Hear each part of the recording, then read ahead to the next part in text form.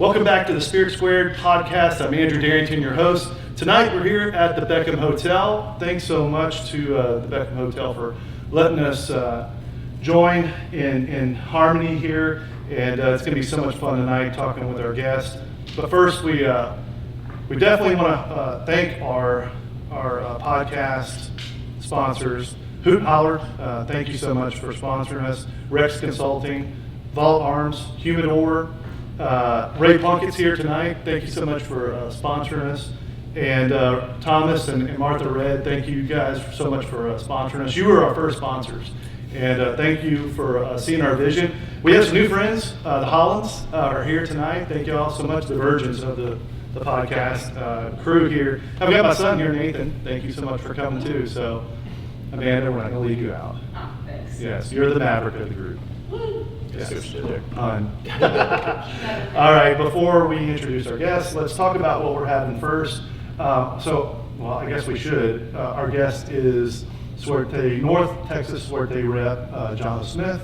So obviously we're starting out with Suerte Blanco. Yes. Right. All of our guests have Suerte Blanco, and Jono, let's have a little pour. Now, just keep in mind, this isn't shooting tequila, right? We're You not can if you want. I mean, I'm not here to judge. Yeah, for sure. We'll just get started. Yeah, this is our Blanco, but that's the question I get asked all the time, right? Is it made for mixing, sipping, or shooting? The answer is it's made as traditionally as possible, right? It's to honor crush, Beckham, cooked, added free, so it's made to be sipped, but it's priced that you can drink it, sip it, do whatever you want. I mean, you don't have to feel guilty about it. So there's no right or wrong way to drink it. Yeah, for sure. So, Jono, where do you call home? Dallas. Dallas? Yep.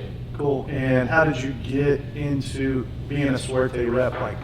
Seems like a pretty cool job. It's a dream job for me. I love it. I tell people I've got the best job in the world. How I got started, I worked at Specs. I was there as kind of the beer guy, and I worked my way up to the spirits guy, and then I went to management, and I was like, this is as fun as spirits. So back to being the spirits guy.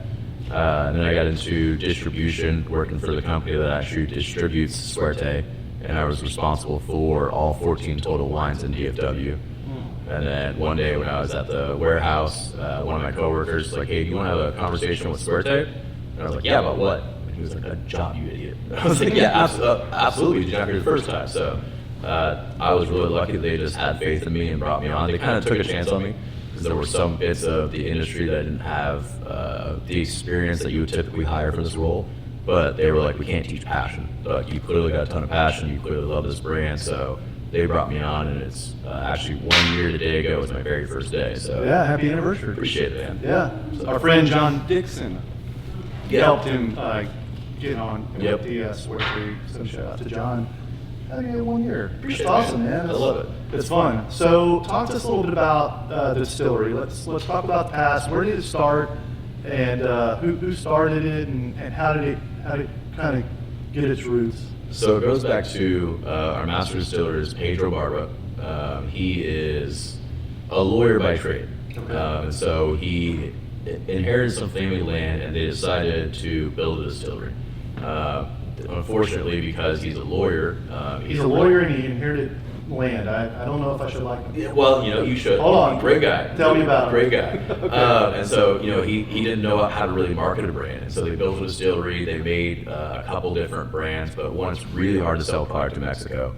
And two, he didn't know how to market it. And so all four of the brands kind of failed. So in 2013, our two founders, Lance and Lawrence, were they were big agave enthusiasts. And so they were kind of thinking, how cool would it be to have our own brand? And they ended up getting linked up with Pedro because he was looking for an export partner for his product at the time. Since he was basically about Suerte was created, or they were about to create it, but he was looking to create another brand that he could sell in the U.S. versus just a Mexico brand. So owners came along, they met up, and he was making tequila exactly the way that they wanted to make tequila. And so they narrowed it down to about 5 different names, and they liked Suerte the best. They're like, obviously that's the best name, but it's obviously already taken. Lawyers came back and like, no, it's available. And so that was just the end of the discussion right there, because it was luck that they had met each other and that everything came to be, and it was really just luck that their circumstance led to the brand being able to be what it is. And so we say, why not just lead with that name? Yeah. So that's where the name came from, and that's how the distillery came to be. And the reason why there's a rabbit on me. The rabbit, so I'll give you the condensed version of why there's a rabbit. We say rabbits discovered tequila. We perfected it because the story goes that there was an agave farmer's wife out front one day, and across from their house there was a field of rabbits, around 400. That was important. And the rabbits were all going real extra crazy, danced a little more than normal, and they kept going back and forth to this agave plant. So the farmer's wife went out there and was leaking fermented agave. And so she collected some, took it back, and distilled it, became known as the goddess of tequila and mezcal. But we say, the rabbits were the ones who discovered it. They were basically getting drunk off the fermented agave. So that's why we put the rabbit on it. But that's why there's also, you'll see it kind of throughout tequila and mezcal, there's 400 conejos, that's why they have the rabbit. There's Magenta, that's why they have the rabbit. But it's funny, people don't really know that story, get told that story enough. So within our rabbit, you got all these different symbols that are kind of different symbols of traditional luck. So you got the ace of spades, you got the star, you got the 400 for the 400 rabbits, you got the crown, you got the diamond, you got the neck bone for the Dia de los Muertes, you got the obvious rabbit's foot, you got the agave, and then our Tahona wheel. So it's kind of everything about our brand and the luck and everything we could put into that rabbit really encompasses what we try to be. So we think, a little liquid luck never hurt. Right. So you just got back from Guadalajara. Yep. And from that zone, where is it made? It's in Tontonilco, so it's an hour and a half east of Guadalajara. Okay. A lot of the other brands are kind of west. West, northwest. Yeah. We're our really cool town. It's about 30,000 people. There's Siete Leguas and the original Patron factory are there. There's also outside of town, there's the Casamigos and Don Julio factories as well. So it's really cool because driving into town, it's a stark difference between our distilleries because when you're driving in, you pass the Don Julio factory, there's like 40 cement trucks out front or dump trucks that are just filled with agave. Right. And there's just waiting to be processed, waiting to go in. It's kind of like, wow, that's a lot of agave, and we get 2 of those trucks a week. So it's just fun that you kind of get to pass the big guys, and then you go to our small distillery in the town because it's small enough to fit. So it's a really cool location. It's a really small little town. Yeah, for sure. Is that the original location of the distillery? Yep. Or was it something that they moved or changed or Nope. added on? They built, so the reason it's there is because Pedro's family had been in the agave business. And so kind of around our property is some agave that they actually would sell and stuff like that. And that's why they decided, hey, since we've got this land, we're already producing agave, why don't we make a distillery and try and make our own tequila? Yeah. So that's why the distillery is there. The really cool part is when they were processing the land over, they actually dug up the volcanic rock that we turned into our Tahona wheel. So we actually found our Tahona on site, and we're like, no, we're going to use that to actually make the production. Talk to me, what is a Tahona wheel? It is a stone wheel. So Tahona is the whole entire kind of like pit and where all the tequila is made. The Tahona wheel is what crushes the agave. It's made out of volcanic stone. They weigh like 4,000 pounds, and so it's, when you see like a cartoon of a caveman wheel, it's like that. It literally looks like one of those out of a cartoon, and it just goes on a mechanized automated system that crushes the agave. So we basically shred the agave, put it in a pit, and the stone wheel comes around and it presses the agave and it presses all the juice out of it. And so we do that because it's the traditional way to do it, but we also feel it gives it a really specific mouthfeel. So it's like when you drink Suerte, it's not just like a quick one and done, it's immediately gone. Like you actually can sit there and taste it, and it sits on your tongue, you can feel it in your cheeks, you get a really bright, vibrant flavor profile because of it. A little bit more fibers. Yeah, we don't distill with the fibers. Yeah. But that's where you get kind of that mouthfeel, is from the Tahona crushing. Yeah, gotcha. It takes a long time. It's not really an efficient way to do it. No, but I watched it. Yeah, and that's why, for comparison, it takes, the big guys, they can probably do a batch of tequila in like 8 hours. Yeah. It takes us 5 days.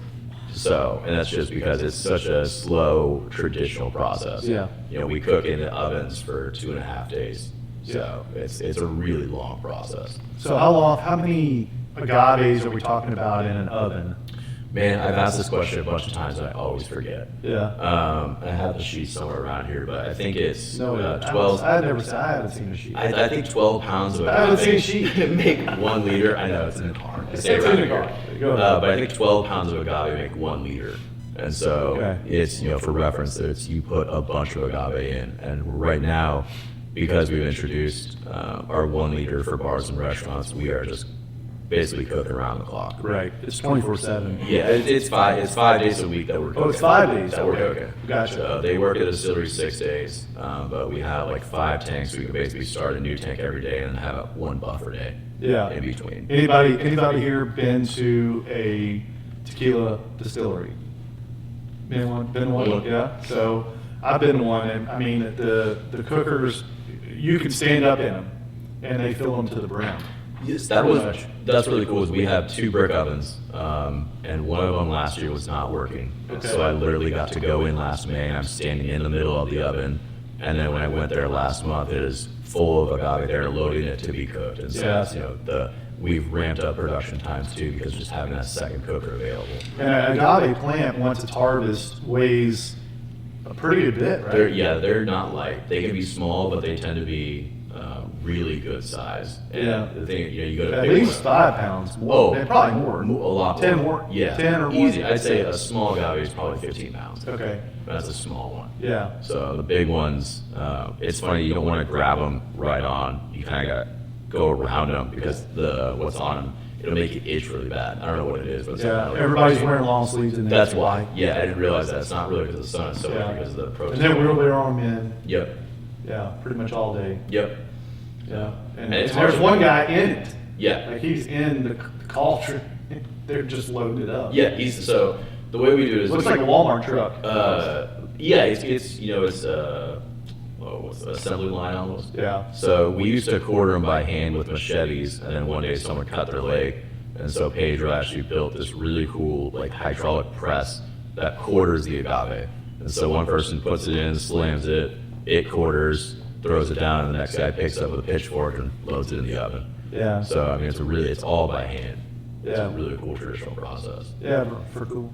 All right, we're going to take a break, and we're going to talk a little bit about planning and sourcing when we come back. Cool. We're going to pass out a couple more samples to our audience here, and we'll be back here in about 5-10 minutes. More Suerte, let's go. Yeah, let's go.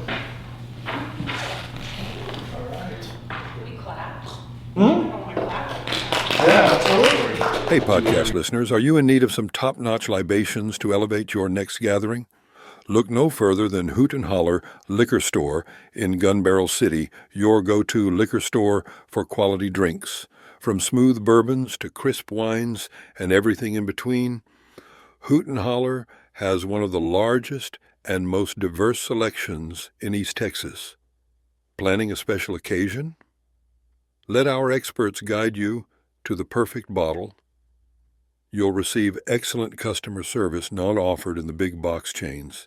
Visit Hoot and Holler today and let the good times flow. Are you looking to optimize your drilling rig operations and maximize productivity? Look no further.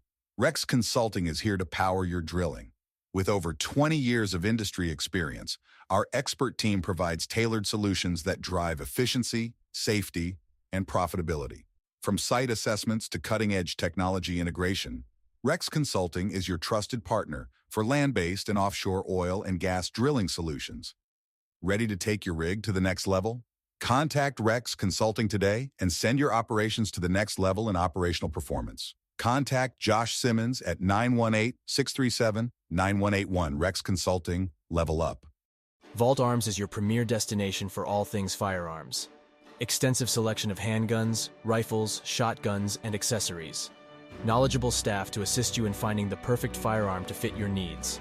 State-of-the-art gun range equipped with the latest technology for a safe and thrilling shooting experience. Take advantage of our professional shooting instruction and training programs suitable for all skill levels. Host your next group outing, corporate event, or bachelor party at our spacious and secure shooting facility. Committed to promoting responsible gun ownership and firearm safety. Fully licensed and compliant with all state and federal regulations. Okay. All right, we're back with Jono Smith. Yes. John Smith. John Smith. We've got the Suerte Reposado this time. So rested was mean. A little bit in a French oak barrel, or is it oak barrel? For the Reposado, it's a used whiskey barrel. Whiskey barrel. Yes. Tell us a little bit about that. You guys got a unique process for aging glad you asked. Yes. So when I got I may know the story. Yeah, so when I I got want hired, others to know. I'm really nerdy about spirits, right? I love to know I love what I do. I say every day that like my hobby is my job. I'm really lucky, like it's epitome of, work a day in your life, love what you do, right? So when I first got hired, one of the things I asked was, what type of used whiskey barrels are we using? And it was like, we can't tell you. Which makes you think like it's an NDA thing, right? Like, we literally can't tell you. We went down to the distillery and we pull up and there's a guy up front and there's like 4 whiskey barrels and they're so fresh that there are bees hanging around the bungholes. Yeah. And so like I could, everyone else kind of looked at everything else and I immediately focused on that. And there's a guy breaking down a barrel. And so that's I began to ask, like, what is this process? Well, this guy is basically our on-site cooperage. So we buy barrels from the market. We buy 300 or 400 in bulk from a broker. And then this guy goes through and breaks down every single barrel and pulls out the best pieces of wood and builds a whole new barrel. And so when we say we don't know what type of used whiskey barrel is, we literally can't tell you because it could be like 6 different whiskey barrels made up into a whole new one. Is there a prominent distiller? You can't say. Can't just say. whatever good. Are there Jacksonville? Probably. Yeah. I mean, if you're a big distillery, you've got barrels to offload, which more do now than ever. Yeah. Right? So it's a whole mix. But I've gone through the barrel room, and there isn't a single barrel that has like a existing barrel head on it. Yeah. They're all rebuilt barrels. Yeah. Which is really cool because when I present single barrel samples, typically with like bourbon or a lot of other distilleries, there's kind of like a sandbox you're playing in. They taste different. Yeah. But it's a profile. With ours, you can taste 6 different barrels and they taste like 6 different I ways. just did that. Yeah. Last Tuesday we did a barrels Yep. pick. Yep. Where we're buying a whole barrel and we're sampling it, and like one is generationally different than the other. Yep. And both of them have their benefits and their drawbacks too. So Yeah. That's I can attest. That's the cool part when I do a demo. I never meet someone who doesn't like one thing. Maybe you don't love the Blanco, but you love the Repo. Right. Maybe you're like, I'm not crazy about the Blanco or the Repo, and then you see the Anejo and like, this is great. Right. It's literally, I've never met someone who isn't in love with something that we make, which is really cool. Which comes back to, I don't know if I talked about this earlier, but we're, Tohono Crush, brick oven cooked, 100% agave, but it's the only product we make at our distillery. And that's really important, and that's really rare, because there's like 250 registered distilleries now, and there's one distillery that makes like 200 brands. And so for us to be doing Tohono Crush, brick oven, and it's the only thing we make, we're one of 6 distilleries who qualify for that. So we're making kind of, and that's when I explain to people, kind of trying to sell them on the product and introduce them to it, is explain we're really high quality, but we're trying to be available and at an affordable price. Helping them Yeah. categorize. 'Cause Yeah. Isn't Fortaleza in that? They are. Yep, Fortaleza, Patron, Siete Leguas, Volcan, and there's one other brand like no one's ever heard of. Yeah. Those make up the 6 distilleries that I know of, and I've gone and looked to see if there were any more, and those are the only 6 I can come up with. Right. So that's why I say, we don't taste like Fortaleza, we don't taste like Siete Leguas, but they don't taste like each other. Right. Because when you make tequila the way we do, batch to batch can be different. Yeah. Pedro's really good. Pedro's a master of his craft. And just side tangent, we came out with a batch reposado lately that was a little bit darker than the previous batches, and I tasted them side by side. I was trying to find a difference, and they were exactly the same. And it was cool, we introduced new wood, and Pedro has found a way to still blend that to taste like the traditional reposado that customers are used to. Right. So it's just, that's the easiest way to kind of explain into context, though, because people have heard of those brands, they recognize the quality that they're putting out, and so it just kind of is the easy way to establish, hey, here's what we're doing, and then our price is typically half the cost. Right. So- Your Blanco starts around 35, 36, right? 35. You can still find some shops that they kind of have the old price of 30, 32. Yeah. And those are killer price, absolutely Yeah. grab a bottle. But 35 is what you should expect to pay. Right. You shouldn't expect to pay more, but 35 is. For a tequila that takes 5 days to make. Yeah, and Tohono Crush, only thing we make, it's a really good product. Yeah. I always say I was a fanboy before they started paying my bills. It's a really cool brand, it's a really cool product, it's a really cool distillery. I love everything about it. So to be able to you can walk into any specs and they've probably got a bottle available on the shelf. Yeah. That's the other thing I like about it is you don't have to ask for what's behind the counter. Yeah. You know, it's not like blends. Yeah. Like, hey, well, and then you have some store owner lie to you about that happened some behind the counter. Or, Yep. You know, Fortaleza in the case of tequila. Yeah. They may only get, you know, a case or two or three. And if they put it on the shelves, it's gone in a couple minutes as Facebook is blowing up. Yep. It goes viral. And otherwise, they're hiding it, and they're rewarding their best customers, or the loyalty customers are the ones that have the most points. Yep. So I love the fact that you have it on the shelf. Yeah, well, that's go back to Fortaleza. I used to have to talk people into that brand. You know, I used to have to, you know, be sitting on a shelf and I'd have to explain to them why it was such a great brand that they should take home and try. And so it's just, I'm really happy for Fortaleza, and I hope eventually we have the problems they have. Yeah, for sure. You know, that would be really cool. But our whole thing is we don't intend to, you know, raise prices or have any kind of production issues. Like, we're really lucky that we are able to, Pedro, again, being the master of his craft, has really methodically built out the way that we can produce tequila and that we can build this brand. So it's really cool that I can go out and confidently say, we got a really great product and it's available. Yeah. You know, if you want to buy it, we're making enough of it that you can go out and drink it. And again, you can do it. You want to make a batch of margaritas, make a batch of margaritas, and it's not going to cost you a whole lot. Yeah, I think the bigger problem is like getting the store owners to like put it on the shelf, or have the bar put it on the shelf and understand the value on it. I know you converted one of the local, the Plaid Rabbit, to start serving some of those as their bar tequila. Yeah. And I think that's, as time goes on, those conversions will happen. Absolutely. We had conversations today with a local business that, you know, like, hey, you know, probably should put this on the shelf somewhere. Yep. And that, you know, I'm obviously the brand rep, so I'm the biased guy coming in and telling you we've got a great product, here's why you should. But I'm bad at selling things I don't believe in. Yeah. Right. And so I really believe in this brand. I love everything about it. So I feel confident when I walk into a bar and say, hey, we've got this really great product. I think it would be great for, you know, your cocktails, your well, if you got the opportunity.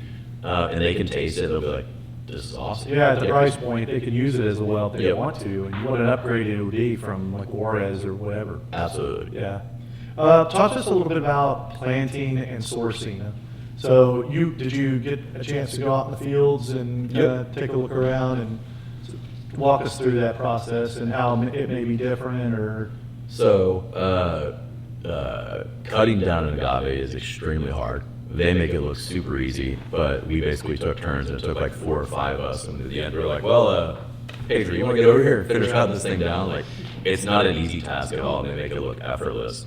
But we try to buy what agave we can, basically, you know, from Pedro's family, but they don't produce enough to basically meet all our demands. So we buy Highland agave. We buy, you know, because we're in the Highlands. Yeah. So that is the difference between us and a lot of the other kind of traditional 100% agave added-free brands is we're a Highlands brand, where a lot of them tend to be lowlands. Yeah. So it's a different flavor profile. I love lowlands tequila as well. I do too. So when I would tell people, I learned when I worked at Specs, it was really hard to convert someone from like Casamigos to a lowland tequila, because it's kind of like introducing them to hose water after they've had something really sweet. I mean, that's the easiest way. I used to be like, it's really minerality, and they're like, what do you mean? Right. And I was like, well, you ever had hose water? You know, it's instantly you know exactly what you're talking about. Yeah. And so with our brand being a Highland agave, and we also stainless steel tank for 2 months, because it grows in the Highlands, it's naturally higher sugar content, and so it's got a sweeter profile. And so we really are a great kind of bridge into the 100% agave world from some of the sweeter brands, because it's not just really herbaceous and really minerality. There's some, you know, I always describe it as citrus, you know, sweetness, but it doesn't have any burn. It's not artificial sweetness. And so that's a lot attributed basically just to the Highland agave and the stainless steel tanking process that we go through. So with the agave we buy, agave prices have kind of plummeted. People don't realize this over the last year. It used to be like 30 pesos for a kilogram of really good agave, and now it's down to like 5. So we can basically buy really good agave and continue to put out a really good product and not raise the price. So we're pretty proud to be able to do that and just say that. So, but I mean, that's basically where all of our agave comes from. You know, we get what we can from the family, and everything else we buy the highest quality possible. Yeah. So, What about planning? planning we do. We've got some. Our whole distillery has got I'd say a guy that have planted probably in the last like 2 to 3 years. Yeah. We have some other sorts of projects planting, so it's in the family business. Yeah. So Sure. really important to us to keep that conservation going and keep that product alive, because again, that's why we got into it in the first place. Yeah. That's where Pedro's family was coming from. So Are you guys mostly just producing for the United States now? yeah, 100%. Okay. It's we're in 17 or 18 states. Okay, so fairly new. We've been around for 12 years. I think this will be 13. Okay. But yeah, I mean, we're based in Colorado. We do a ton of business in Colorado, and it's Really? yeah, that's where our founder's from and based out of. Okay. So we have 8 employees. Our team is growing, but as of today, we've got 8 employees, 6 are in Colorado. Wow. So there's me in Texas, and then there's my buddy Josh in California. Okay. And that's it. That's the whole company. And then down at the store, you've got like 10 to 12 employees. So we're 20, 22 people Right. for the whole nation, between the U.S. and Mexico. So it's a pretty small team, but we're proud of what we do. Yeah. So, what was the vision for just producing for the United States? Are you at maximum capacity in the states that you guys are in? Is there an idea to possibly branch out? We can sell more. Obviously, we'd love to be in every state, but it's, where do you have distribution? Where do you have distribution partners? Yeah. With the ever-changing landscape, it's a little tougher. So I think It's changed a lot in the last like 3 years. Yeah, it continues to change every day. So with us, it's focusing on where we have markets, where we kind of have people supporting the brand, but also we entered Kentucky last year, and when I went down for a bourbon trip, it was everywhere. Like every news store, every stop that I went into, they're like, oh yeah, we just brought it in. So places that it kind of gets introduced to, it hits the ground running. So it's really cool when I go out to bars and Right on restaurants. like a hair. Eggs and barn like a hair, exactly. Sounds Texas good. hair. Yeah. So when I go to bars and restaurants, I was in a place yesterday and asked the guy, he's like, "I want the rabbit on it?" I was like, "Yes, absolutely." So it's kind of cool, but it feels like we're getting that brand recognition. Starting to grow. Gotcha. What efforts are being made to get it in front of other than what you're doing? Do you guys have marketing ads or? Oh yeah. So we won a lot of awards last year. I'm sure you don't have Aaron Rodgers on your. We do not. No. No celebrity endorsement. No. But we entered a lot of awards last year, and we took home a ton of awards. So like our Reposado, I think everything placed at least silver at San Francisco Spirit Awards. Awesome. But I think I know the Reposado was our double gold winner when it comes to the spirits, which is there's only one higher up award you can get. It's best of class. Basically everything from double gold goes on to compete. So we won a ton of awards. Same with our RTDs, which we'll get to later. But ton of awards, ton of press. We're always running kind of some specials on our website. So if you live in a state where Suerte isn't distributed, you can keep an eye out. We typically run some pretty good promos, especially if you put in your birthday. We'll send you a sweet little, I think it's 40% off for your birthday. Wow. Could be wrong, but 40%. yeah, definitely worth signing up. We've got a VIP club called Buena Suerte. So you get kind of first access to some of the single barrels that we put out. So we did a couple of those for Black Friday that customers got a crack at first before we put them out to the general public. So we have a marketing lady. Her name is Leslie. She's an absolute wizard. Like, she really, anything I need, she gets back to me like the same day. So Yeah. she's really good at focused marketing. So if you have a Facebook advertisement and you click on it, you'll probably get it again. It's just the way that she did. And I was like, Leslie, you are incredible at what you do. So, Yeah. if you've ever seen Suerte, any kind of marketing, it's been from her. Very cool. So, and that's our owner's whole background is marketing too. So that's kind of where the rabbit design comes from. You want to make sure it's a brand that stands out. Yeah, for sure. All right, we're going to take one more break, and then when we come back, we're going to talk about additive free, why that's important, and we're also going to touch into CRT. So we'll take a quick break, and we're gonna pour the Añejo next. Let's go. That'll be fun. More Suerte. Suerte. Yes. Cool.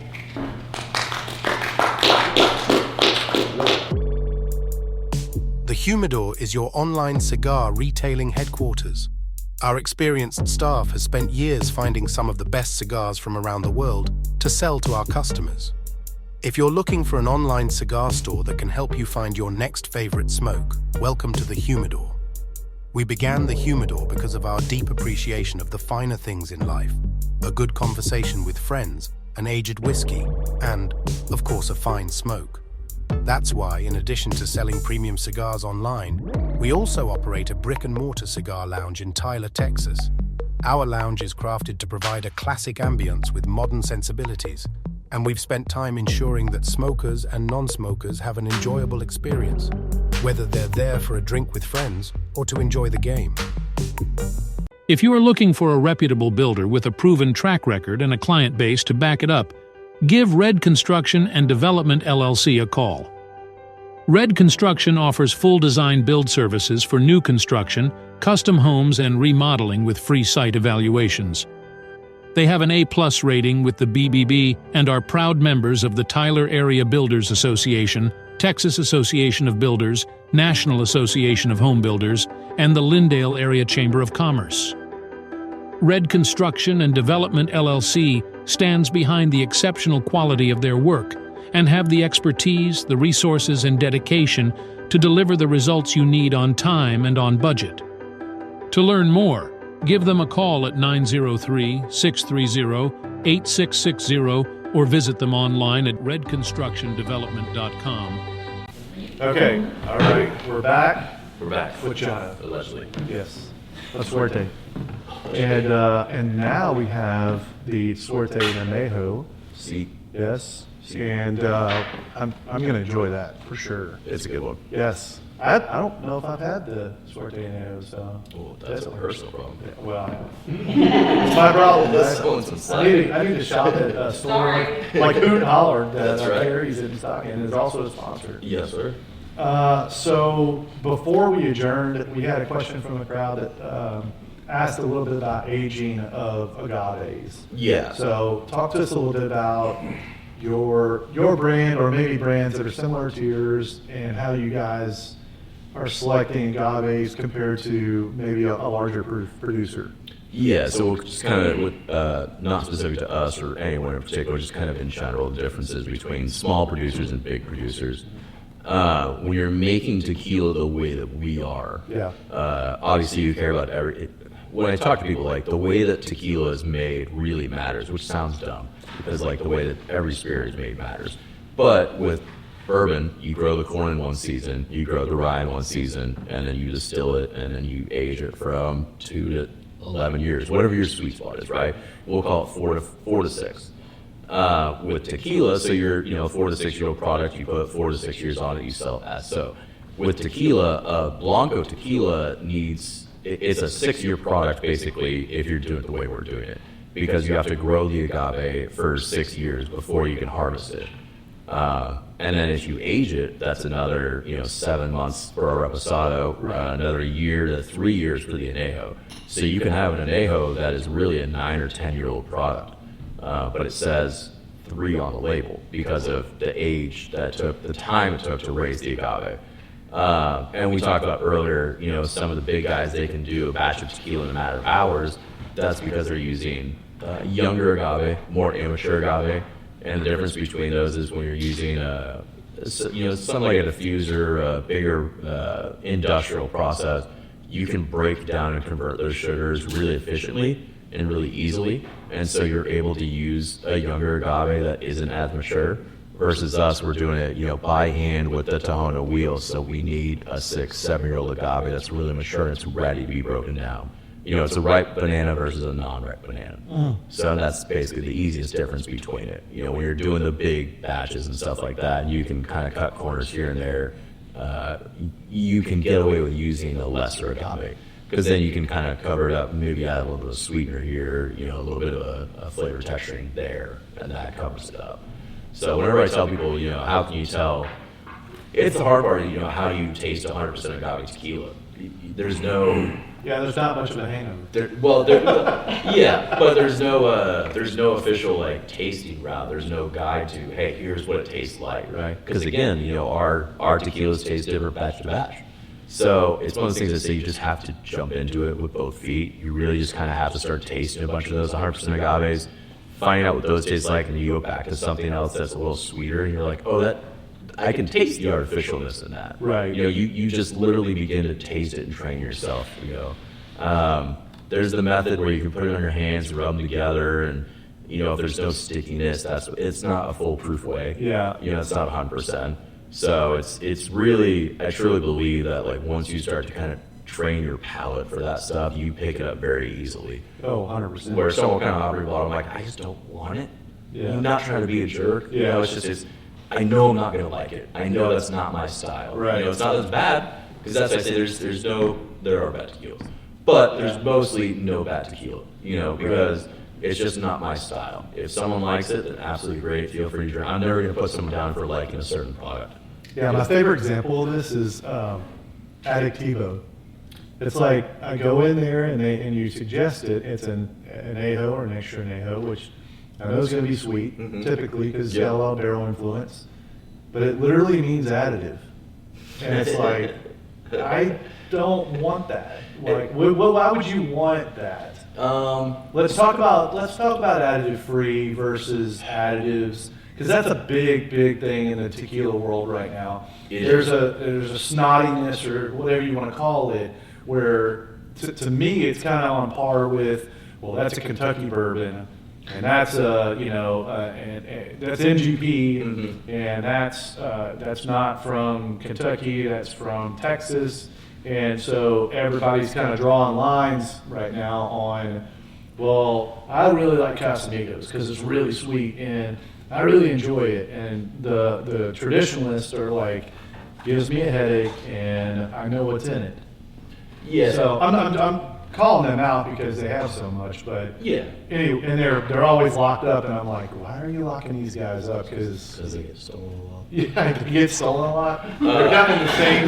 They're kind of in the same zone as Crown. Yeah. Or Hennessy in some ways. Like Yep. they're always locked up because they get stolen. Yeah. And because it's super sweet. Yeah, it doesn't have anything to do with being like And a agaves just product. don't all of a sudden get sweet. Like they do it in Yeah. ways that are manipulated. So So that's why I would say if you taste, you can't cover up a bad Blanco. right. You can't.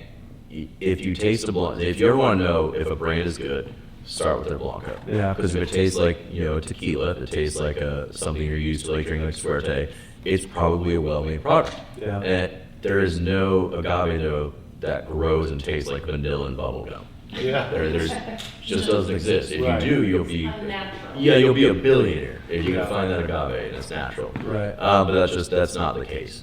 So that's where really, if you want to, I wasn't a big Blanco guy back in the day. I come from bourbon, Yeah. so I Me too. gravitated toward the Same. Anejos, the Reposados. Yeah. But when you ask, I drink like 20 times more Blanco than anything else now, just Really? because I love that tequila flavor. It's the roasted agave. It tastes just like agave. It's very unique. It's very distinct, and it's a really great smooth sip. It shouldn't have a burn to it. If you're gonna get anything, it should be. If you're getting anything close to a burn, it's gonna be like black pepper. Yeah. It comes from the spirit being distilled. It's not because it was cut with water and it created a harsh chemical reaction.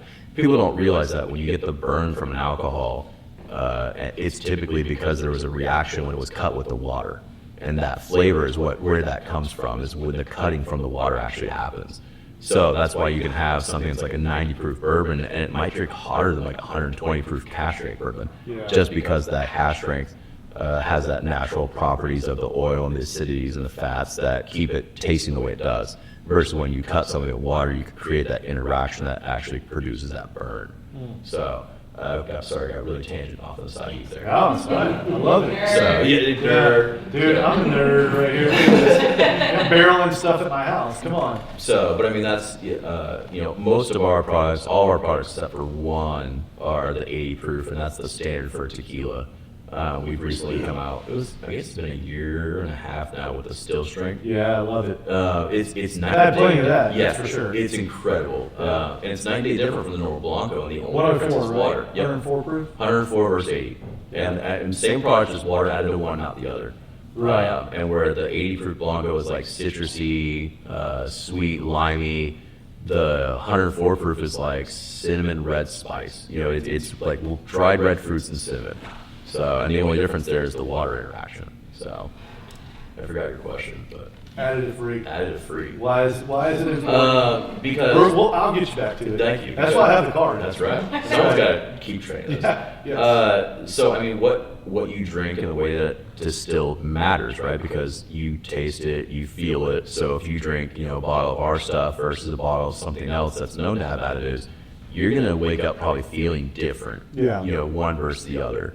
And it's just the addition of like some of those sugars or fake sugars. Yeah. A type 1 diabetic, for me, I always say it's better to drink something that has like a little bit of real sugar, which alcohol shouldn't. There isn't, there should never be really any alcohol in your distilled spirits.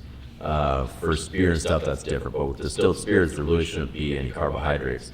And so when you're adding in those simple fake sugars, you're gonna feel it. Your body's gonna process it differently. Yeah, I liken it to like a cheap bottle of wine may have, They'll say phosphates, lead, Yep. and things like that. If you're buying cheaper tequilas, then you're subjecting yourself to the same kind of Yeah, most likely. potentially. Yeah. Potentially. And that's why it comes down to, because again, we're half the cost of most of the guys doing what we do. Right. So it doesn't always mean expensive doesn't mean good, and cheap doesn't mean bad. I had to learn the term affordable, because cheap is, relatively, it's negated to being a bad thing. But when you say affordable, it kind of puts it in a point. This is a good product. It just doesn't cost you a whole lot of money. And so most of the stuff, it's hard to find a good $20 tequila. I feel pretty comfortable saying that. A good $20, $25. Yeah, 30s is about as Yeah. cheap as you're going to get. Yeah, everything that I'm going to buy is, $30 or more. Yeah. So that's why we try and stay right at that price of 30, 35, so we can be that entry level, your go-to. Yeah. Another entity that kind of measures purification and kind of puts things on a level is CRT. Yep. in tequila. Yep. So can you break down CRT for us a little bit? Yeah, so it's the Control Regulatory Board for tequila. So they literally regulate the rules of tequila. Mm-hmm. Anytime you are qualified as tequila, you will have what's called a CRT NOM number. And so if you look on a bottle of tequila, it's going to have a 4-digit code. Ours is 1530. So that's our registration number, basically. That's like your zip code. It's Some like, ways. it's like your social security number, really. Okay. Because it identifies this came from this distillery. Yeah. So when you look on like a box of bourbon, it'll say DSP-KY002. And that'll identify the distillery. It's the same thing for us. It's just non-CRT. Instead of the DSP in the state, it's CRT NOM number. So it's always a 4-digit number. And so that's when I say, there's some distilleries making 200 brands. You can look up that brand and see they make The NOM that it comes from. Yeah, you can look at that 4-digit NOM on their bottle, and you can find 180 other bottles on the aisle that have that same 4-digit number. When you pick up a bottle of Suerte, it's the only bottle that's going to say 1530 on it. So that's why it's important to us. That's the only product we make at our distillery. It's a real rarity. And so for the CRT, in order to make tequila, you have to be registered with them, and you have to, follow the rules that they imply. And one of those being, I didn't even, you learn something new every day, right? I've been doing this for a couple of years. Yeah, I'm in the pond business. Exactly. Every day. And look, I say I've been doing this a couple of years. I'm kind of still new to this industry, Right. But I feel like I know a lot. And I was still surprised to learn that, like, when you walk through a Kentucky warehouse, you can open up a barrel here, you can open a barrel there, you can taste whatever you want. When you go down to Mexico, every single barrel that's laid down has a tag over the top that the CRT has sent to a distillery, and that you have to register and say, hey, this sticker went on this barrel. So you can't just go and open up barrels and taste what you want, because you have to have a CRT representative there or their approval to basically open up those barrels. So that way, it helps to cut down, or it's supposed to, in theory, cut down on the idea of, anything being added post-distillation, messing with those barrels, whether good or bad, in any type of way. So they really are, it's not just like a side thing that we kind of have to obey by. Like, if you're going to make tequila and you're going to sell it, you've got to go through the CRT and the regulations. So they decide what basically can and can't be put on the label, what you can and can't put in your tequila, what qualifies as tequila. So they are, as their name says, the regulatory board for the industry in Mexico. They're like bottled wine. in some ways. In a way, yeah. If it has a nom on it, you can know that that's a tequila that was produced at a registered distillery. Yeah. Doesn't necessarily mean it's 100% agave, but it means that it was made at a registered distillery. Right. There's others you can make tequila and not be registered because there's some kind of fee that comes. I don't know if it's annual or what, but you do have to pay a fee to be part of the CRT. So you can make tequila not registered, but then you have to be sold underneath a agave distillate, or to agave Can't be spirit. called You can't call it tequila. Yeah. So even if you follow all the rules of making tequila and you're made in the right region, everything like that, if you're not registered with them, you can't call it tequila on your label. Gotcha. Very cool. So I'm gonna break what we talked about, and let's talk a little bit about ready to drink RTDs. We're gonna use RTDs as the acronym, and you guys make a phenomenal RTD. Thank you. Ready to drink spirit seltzer. Yep. And it's my favorite. It's not a seltzer. Is it not a seltzer? It says on the can, please don't call it seltzer. Yeah, please don't call it seltzer. Sorry. So, and the difference there. Obviously, I can't read. I've had 3 Suertes. It's carbonated water. It's not carbonated seltzer water. Yeah, and that's the difference. So it's What does not. it say this? Don't call me seltzer. It's on the box, for sure. Okay. It's a big. It says new drinks to impress your friends. That's all it says. Well, hopefully we're doing that. Life is good too. So that feels good. Yeah. Yeah. All So, right. So talk to us a little bit about these. so these are. By the way, we're gonna after you tell us a little bit about this, we're gonna let the crowd sample these. Oh, we're gonna drink some. Yes. Absolutely. You're gonna like them a lot. So what I always tell people is it's a tough category, like just from the start, because there are a couple brands that exploded the category and everyone came out with one.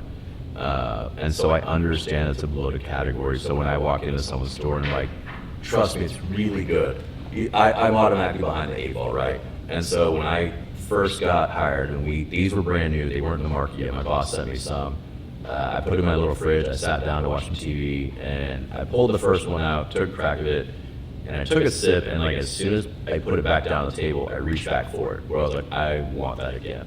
And the difference was when I would work at Specs and people would drop me off some samples to try, I'd take them home really excited, this is gonna be the one I'm gonna like, It would always taste like aluminum, or it would taste like fake sugar sweetness, Right. Or water. Yeah, and just I never found one where I was like, I'm gonna go buy these. Yeah. And so when I sat down with these, and I took the first sip, I put it down, and I immediately was like, I want that again. It wasn't like, do I like that? It was just immediately like, no, I want more of that. And so I was like, okay. I opened up the next one, tried it, same exact, every single one of them. I was like, these are incredible. I want to keep drinking them.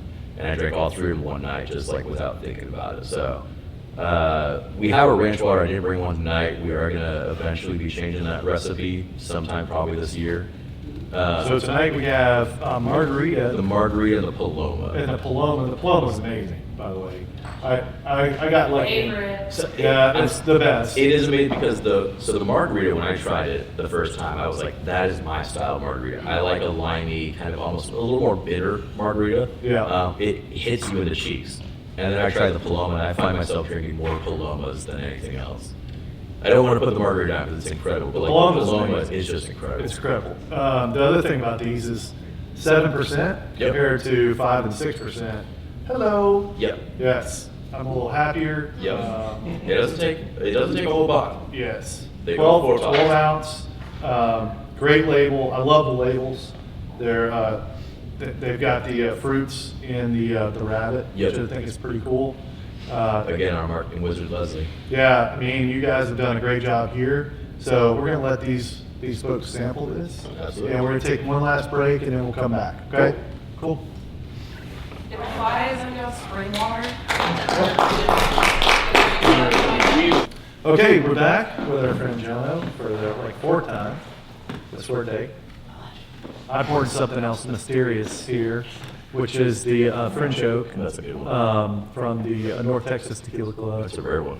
They did a really good job on this, by the way. Yeah. And unbelievably, the price on this is just nuts. I'm not even going to talk about that. I had to pull a string or two to get that one. Yeah, for sure. Thank you for those strings. So we talked a little bit about the RTDs. We're not going to call it a seltzer because it's not. It's carbonated water. They're canned cocktails. Canned cocktails. Perfect. And everybody liked it, right? Yeah. Pretty good? Yes? Okay. Ooh, the Very lazy cool. episode. Yes. Yes. I think we got everybody's approval. Paloma? Yum, yum. Yeah. Paloma? Yep. Paloma? Well, Margarita? Margarita. That's I love margarita. margarita too because it's And I think Martha was Paloma. Paloma. Josh, Paloma or Margarita? Margarita? Margarita. Margarita. Oh, 50-50. dang. That's how- 50-50? that's What how do it you is. think? What do you like the best? Margarita? I can't pick a favorite child. Okay. Well, I like the Paloma. So I'll be the fun. It depends. It literally depends on my mood. Yeah, for sure. Well, I'm always in the mood for the Paloma. Yep. For sure. So let's talk a little bit about new releases. Okay. You guys have a couple cool things that you text me, and I'm like, oh my gosh. Yep. Okay, so walk us through what you got coming up. So talking about the RTDs, we've got. Well, first of all, we've got the new mango Rita coming out. Ooh, mango. Yeah. So apparently mango is a really hot flavor in RTDs. Okay. From what our research has shown. So we decided to come out with a mango Rita, and it's really good. It's a little. We're not gonna take your word for it. Yeah, no. There is absolutely. in the bag. Yeah, I don't have There it is. yet. It's not ready yet. Okay. But we're basically going through like the shelf stabilization process, all that stuff, make sure that it's ready to go to market. Okay. But like flavoring and everything like that, it's really good. It's a little bit sweeter than I think the margarita and the Paloma. So if you're one of those people that's like, oh, it's a little too bitter, the mango's definitely good to your alley. But the second one that will have out later into the year is going to be the new ranch water. It's going to replace the existing one. Reason being is that the current ranch water, it's like if you're really nerdy, you're agave purist like me, you absolutely love it because it's literally just water and tequila. Right. There's no lime. So when you're out on a boat, when you're out on the golf course, it's really refreshing on a hot day. Right. But half the market is like, that's real ranch water. Right. The other half of the market is like, that's not real ranch water. Right. So it's our product that won Best of Class at San Francisco World Spirits. So when it comes to Singapore, San Francisco, and New York, when they all decide their best products, they go head to head against each other, and the ranch water actually beat out the Paloma and another brand to win Best of Show at San Francisco World Spirits competition. But those are agave purists, I think they were hammered. nerds like us. Like it's a really good product, and so we decided to add that pinch of lime so that it can kind of be more appealing to everybody. So it's in between the previous ranch water and kind of the margarita. It's got that hint of lime instead of being like limey in your cheeks like the margarita. I'm excited about that. The OG too. Unfortunately not. Shelf space. Yeah, support it if you like Yeah, it. start stocking up. Yeah, start buying it. Clear the shelves. As far as new tequilas, so last year we came out with a single barrel program. We sold the single barrel reposados. Those are 7 to 8 months. I may have been a part You of might have those got barrels. Yeah, you guys actually got one of the first 10 barrels we released. Yeah. So really cool for you guys for that. And Amanda, I think, was part of that too, right? She was. Yep. One of the Allegedly. Allegedly. Yeah. Well, allegedly. Sorry. That idiot. I like the friendship with Yes. these people Yep. to say it. But we were part of one of the first 10 barrels that were purchased. Yep. And y'all got I really enjoyed y'all's barrel. Yeah. That went through Hootin Holler for East Texas Whiskey Club. Yeah. Yep. So this year, we still got the single barrel program. We've got a couple. Which we've already bought a barrel. Might be another one coming. Yes. Yeah. Thankfully for you guys, appreciate that. Yeah. Already But bought another one. our newest SKU is going to be a extra añejo that's aged for 11 years. And so there isn't really anything that I know that exists like it so far, especially So the not. 6-year-old agave Yep. cooked Cooked. and barreled for 11 years. Yep. So we did 7 years. Or it's barreled for 11 years. Okay. Yep. So it was Wow. 7 years in those 6 17 whiskey barrels. year old process. Yeah. If you put all the years combined, 17, 18 years old. Wow. And so, and it's not going to be cheap. but it's not going to be as expensive as some of the other stuff that's come out that's even, half as aged. So it was 7 years in our used whiskey barrels, and then the last 4 years was done in French oak. And so it's two single barrels. Yes. I was lucky enough to taste them side by side. I haven't tasted them since we blended them, but really cool side by side. That one was like, oh, this is like your 7-year Añejo that we have out now, aged for an additional 4 years. It's just picked up some more of that complexity. The other one was kind of like a syrupy cognac, like the way that French oak that didn't impart on it. You would literally think, like when I tried it, I was like, this is like a syrupy cognac. Yeah, it was really good. So I think between the two of them, you're gonna get that blend of kind of the oak and the sweetness. And it should be a really good product, but I'm really excited for it. It's gonna have this really cool black label. It's like a black and silver label. Any idea on MSRP or? It'll probably be like $300. Right, it's $299. Yeah. So I mean, it's gonna be the most premium product we've ever put out. But look, there's some of the first barrels we aged. I'm in it. 11 years old. We had to put me on the list. We're a 12-year-old brand. So they're literally some of the first barrels, for the first year that we were making tequila that we had aged for this long. So, and there's only 2 barrels. So there'll be 350, 400 bottles if we're lucky. So it's not going to be a big release, but it's it's something really special, something that we're really proud of. You gonna put it in a box? Or? Yeah, it's got its own little custom little packaging. It's not just going to be bottled out on the shelf. So it's going to be like Trip Daddy, all that. It's really nice. Had chains that are kind of hanging off of it. Not that far, no, but yeah, I mean it's got a really nice packaging, and of course the liquid inside. We're happy to stand behind it. Yeah, so sure. If you're a fan of those extra aged, Añejos, it's gonna hit you're gonna love it. Yeah. Talk to us a little bit about, you do a lot of events. I know not here in East Texas, mostly in DFW, but talk to us a little bit about some events that you have coming up. You have one on April 20th. Is that the next one, or do you have something coming sooner? I don't know if I have anything directly sooner. We just did a dinner last week. Yeah, I saw that. Yeah, hosted like 103 people at Cantina Laredo. That was awesome. Then we're trying to looking at doing an event. We have to finalize the details, so I'm not going to release the place, but looking at doing an event on April 20th. Can you give us a zip code? It'll be Plano, right on the Plano-Dallas border. Okay. Right there. It's a cool little sub shop. So, but after that, I've got Cinco de Mayo. I'm going to be down in McAllen, Texas. So I'll be down south. There's a place called Suerte Bar and Grill that they've been good partners of ours and friends of ours for a lot of years. Obviously, sharing the same name. And then the next day, May 6th, I'll be doing a dinner at a whiskey library in Corpus Christi. So I've got a bunch of other events throughout the year. So really, I enjoy doing the dinners and events because they're kind of like this, but it's an intimate setting where we're doing a 4-course paired meal. Yeah. I get to kind of go table to table, talk to people, about Suerte, and I love talking about the brand. I love talking about spirits. So it's nothing's better than drinks, food, and good conversation. Yeah, for sure. I'm a big fan of that part of the job. I know Plaid Rabbit out here locally, they've been great supporters of us. Yeah.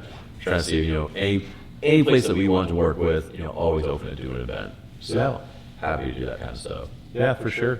If you're ever in Marshall, you have a new spot, Rosario's. Okay. It's the owner of Pizzeria by Pietro's. Rosario. Rosario's. In where? Marshall, Texas. In Marshall, Texas. Okay. If you're ever there. Yep. Yeah. I guess they're a good partner. Big Suerte. They're just found out. That's a little bit of a drive for you. Yeah, hey, I'll do it. That place is too small. Yeah, for sure. So and honestly, that's being a small brand like us. I really do mean no place is too small. I definitely see us partnering up with this new East Texas Tequila Club to do some samplings and things like. We had some text traffic today about that. Just instead of doing barrel releases for clubs, a couple of clubs have done a really good job of doing events. Yes. And so you bring them in, you have the food, then you have an event where everybody kind of gets together and everybody kind of talks about your product, and it ends up giving your product a groundswell, and it really kind of puts some pressure on some of these storefronts to put your product on the shelf. Yeah. Because that's really, to me, that's the harder part. Because if you buy the bottle and you taste it, you know what you're getting. Yeah. It's more about like, okay, can I sell this product from the storefront standpoint, especially if they have certain SKUs that they know that are moving. Yep. And so how do I replace this with that if I only have a certain amount of floor space and all that good stuff? So Yeah, I mean, it's the core of building a brand, right? It's, there's a million tequilas. There's a new celebrity tequila every day. yeah, So it's, Pantalones. yep. It's a lot. I'm like, what? And some of them were trying to do it right. I saw, it kills me. I can't remember his name right now. Kenny Powers. Yeah. He's got a new. Danny McBride has a Danny McBride has a 100% agave tequila. So, but Yeah. it's coming in trying to explain. Tastes like the dunes. Trying to explain, hey, we're a good brand. Here's why you should care about us. No, we're not brand new. We've been around for 12 years. We've kind of just been content being a small brand. Yeah. Now we really want to, get Suerte out there and really spread the gospel of Suerte and why you should love it. Which I think, if you're willing to try, I'm like the curious cat, man. I'll try anything once, because I'm just curious. I want to know. It's better to say I've tried it and describe why you don't like it than just kind of turn your nose up at it. So if you can get someone to try your brand, they're almost always in. Yeah. I had one guy recently tell me I can't put it in my well because it's too flavorful for my customer base. I was like, oh, come on, man. He's like, no. He's like, they kind of want like a neutral vodka tequila. He's like, they want to drink tequila, but they want it to taste like vodka. Okay, fair enough. This is not a problem I anticipated ever having, but I'll take it. I'm too good to put in your well. I'll take it. So, I mean, it's a really great product, and I'm really lucky and thankful to be able to stand behind them, because the other cool part is we own, I don't know if I talked about this earlier, but when we partnered up with Pedro, I call it a partnership because we bought 85% of the distillery. If we didn't buy the distillery, we bought 85%. So every bottle of Suerte that we sell, every bottle that you buy directly benefits Pedro. When we go down there to go to the distillery, him and his son, they're all driving brand new trucks. Distillery workers got nicer street bikes than I've got. It's really cool knowing that there's a good life being lived at the factory by the workers, and that we kind of get to contribute to that by every bottle we sell too. So it's a really cool family company. That's one of the things when I first got hired. I came from kind of like my family always went to chains. We were always eating Red Lobster, Outback Steakhouse.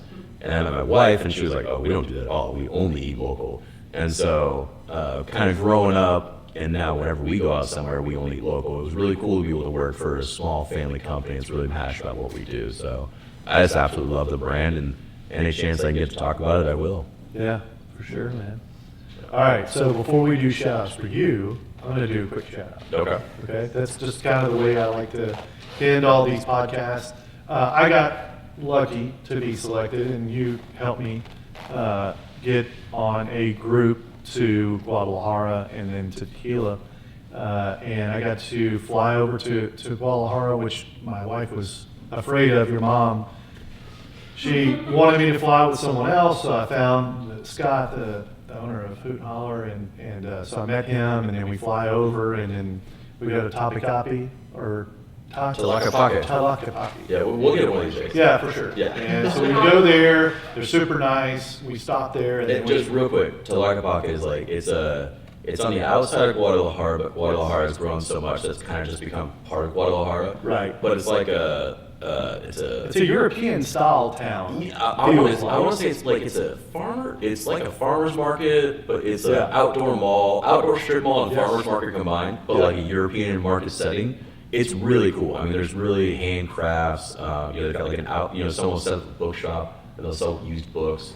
Part of Bourbon Street kind of in it, where you have like people painted like they're frozen people. Yep. And so you can take pictures with them, and of course they want you to pay them, which is cool. But Very artsy. Yeah, it's very cool. You walk around. I don't feel worried at all.